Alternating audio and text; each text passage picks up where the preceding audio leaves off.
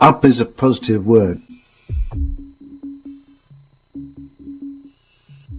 Well, the record I was going after was the amount of time it takes to make a record. I think perhaps, yeah, personally, I'm in a good place at the moment, and I think probably more up than previous couple of albums, say, and so maybe there's some relationship there, but I don't think there's so much relationship in the music itself. And I had sort of thought that there was a bit of a hospital anthem of sort of sew us up that I could string together. People always ask me when's the album coming out, and I always say September, and never give away what year I'm talking about. So it's sort of tended to drift a little further than I'd intended. But it feels like there's a lot of stuff now ready to come out. I've been very fortunate that I don't have to put out a record if I don't want to. So it's more when it feels ready, and when I feel ready to go out into the world again. I also want to try and take stuff in, because I think often, when you make a record, you're spewing stuff out, and unless you've had enough input, how can you expect it to be interesting or have any new things to reflect on or comment on? I think that process is a slow process for me. It's like trying to grow fruit, and eventually it feels so heavy enough or ripe enough, if you squeeze it, that it might bear some juice. Darkness was titled House in the Woods and is about fear. Afraid of what I do not know. I see underlying. I'm afraid I can be devil man. For myself and for a lot of other people, it's the fear that stops you doing things that you could gain an awful lot from. I grew up on this farm near Horsell Common, which is where the Martians landed in H.G. Wells' War of the Worlds, but it was quite a sort of moody place to play in as a kid. And there was this woman who was squatting in the woods in a caravan. I think to our sort of 5-6-year-old imagination, she was a witch and very scary. So we always ran very fast when we crossed the path by her caravan. Walking through the undergrowth to the house in the woods.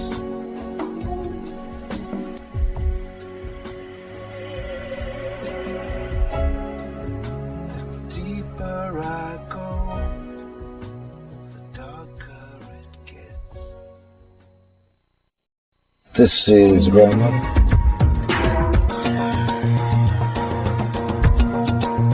I don't think people feel old internally, or very rarely. Physically they do. And there was this sense of never really having landed, at the point when you look back over life and maybe float somewhere else. Yeah, so build the world up from dots. So the first dot is like on and off, what is and what is not. And the two dots are the first things that a baby recognizes as a face. And three dots would be the means of triangulation and defining any point in three-dimensional space. With four dots, you can include time, definition, and also have a base, a foundation on which to build. So it's a bit like trying to find your place in the world and growing up in Utah. My goal's not to travel so far in the unknown. My goal's not to travel so deep into your space.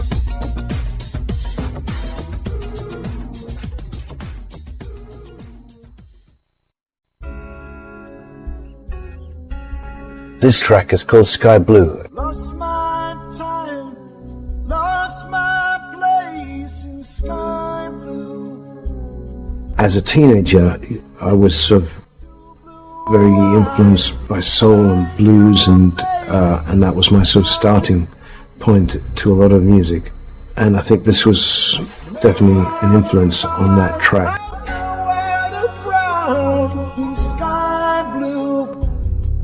Peter Green is someone who I think was, one of the key British musicians when I was growing up, and enormously talented. I was very keen to see if we could persuade him to come and play something on it, and in fact he did a session down here and then a session in the studio where he normally works. I had the wonderful chance to work with the Blind Boys of Alabama, and they're just extraordinary voices. I mean, extraordinary people too, but the voices are lived in, and they have a different type of quality to them than young voices. I think it's one of my favorite sort of emotional bits on the record.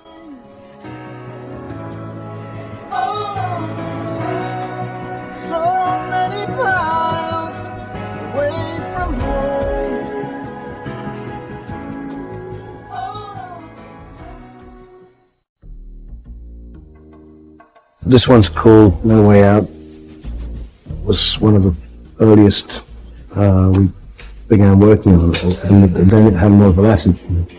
Chris Hughes took it and did this sort of programming thing with a thing called Super Collider, but what it tends to do is break everything up into lots of little pieces and then sort of reassemble them. It's still very granulated. And it has this sort of strange, mysterious percussion quality to it.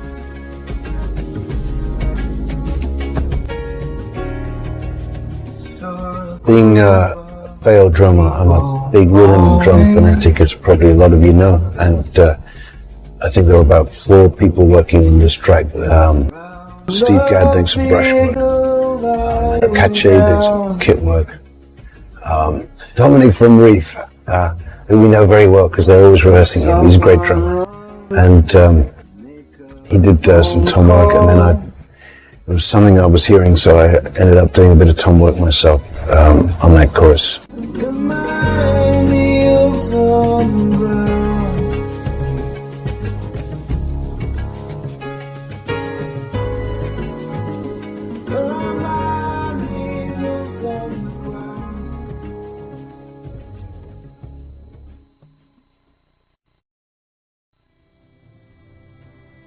One of the things over the years that's sort of amazed me in some ways is how people use songs once you sort of say goodbye to them.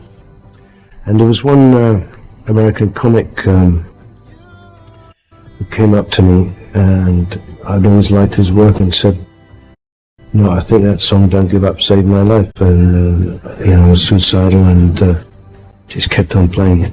And all sorts of other people sort of used that song as an emotional tool, really. And I started to think, well, if you have songs as emotional tools, then what do we not really have? And there aren't really many songs that deal with grief properly, I think. It sort of starts off, with this pretty melancholy loss, and then you have this sort of sense that life is coming back in the middle, and then at the end, a gentle reminder that actually you have lost something that you love.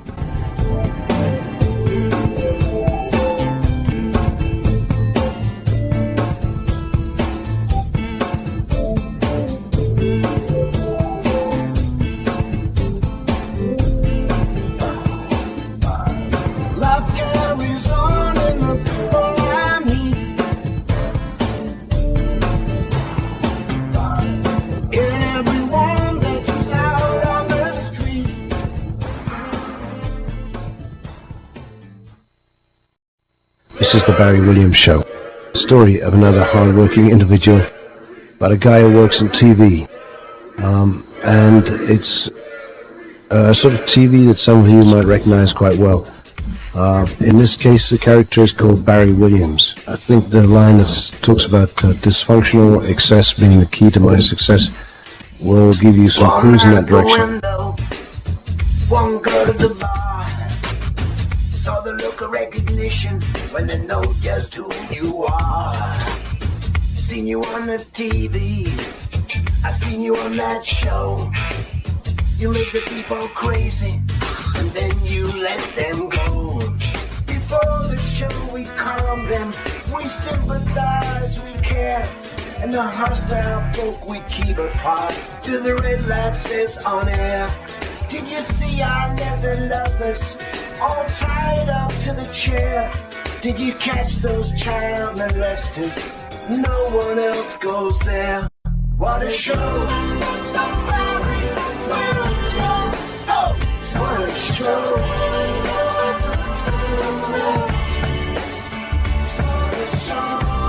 Inspiration makes us. He's always up for my success. The greater pain, the danger. The more you know, the show will score. It's showtime.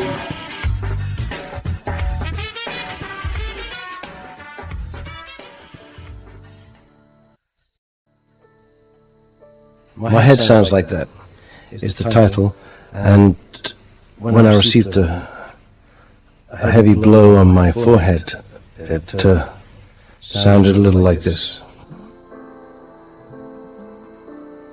There was a moment in Africa, in fact, when one of the echo machines jammed, so it started malfunctioning, and I liked the sound of it, and so the loop which begins that track is actually from this Delta Lab Echo unit that was crapping out at the time.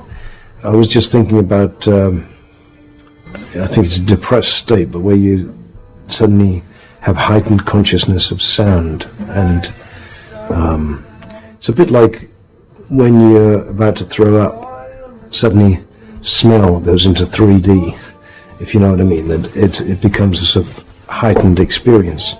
So I was just trying to picture it, that this world in which the sounds, I mean, which I think is something that I know from my own experience, but your consciousness is sort of drifting, but there's some awareness that is retained. The brass arrangement has a relationship, for those who know the OVO record, to the Father Son track, because it's the Black Dyke Mills band again that we used on that.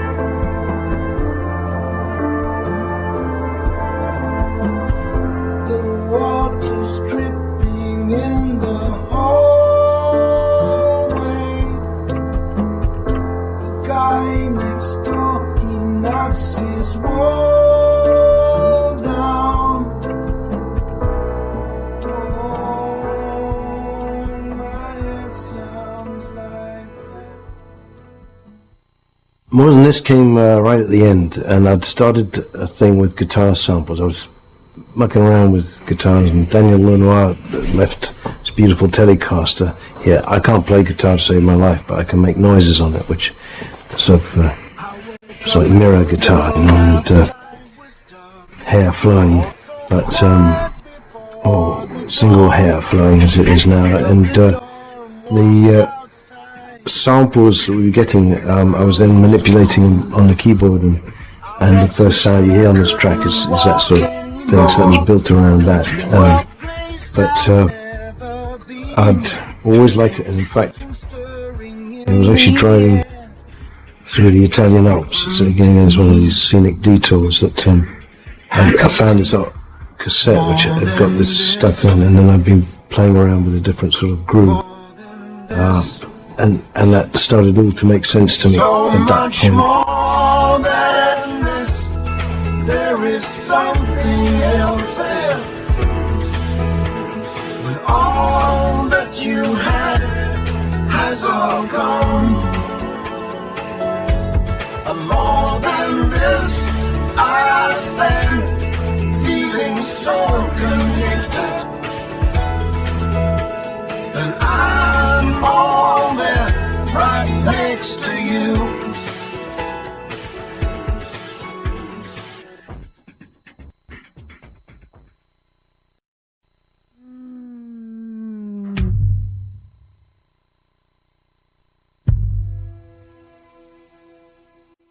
Those are Fatih Ali Khan's, one of the most extraordinary singers, I think, of our time, and it was very sad for us to lose him, and I was very lucky that he'd worked on this track before he died, and it was, I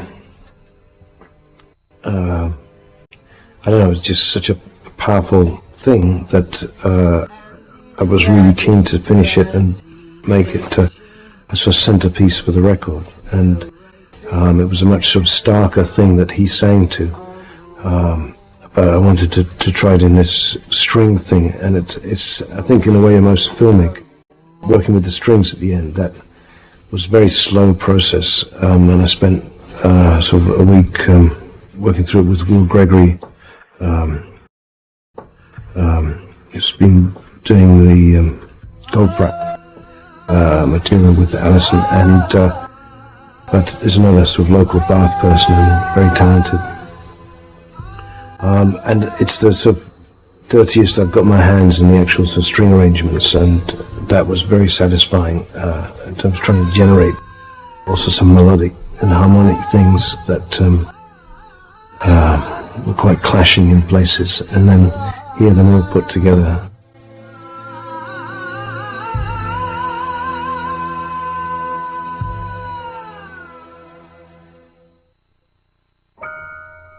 It's the idea of sitting in an airplane and looking down about to make a jump and only seeing cloud below you and not sure where you're going to land. So in some ways it's like looking at the end of your life and imagining what's coming up. And I've seen probably past the midway point, but I have people around me that are a lot closer to the end, although we never know when that's going to come. So it's sort of about that. This is quite a rough vocal, and we did it as a guide, and there was a lot of noise from sort of fans and everything else in the room. And I've tried one time to re-sing it, and there's some bad notes in this performance, but I think it's got a good mood.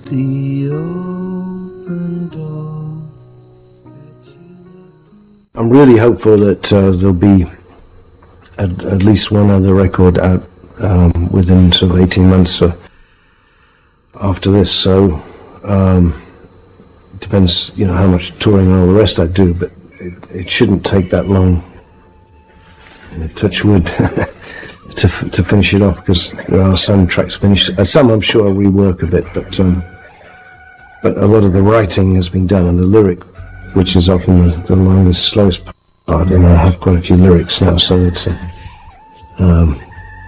feels good to have something in the bank, as it were.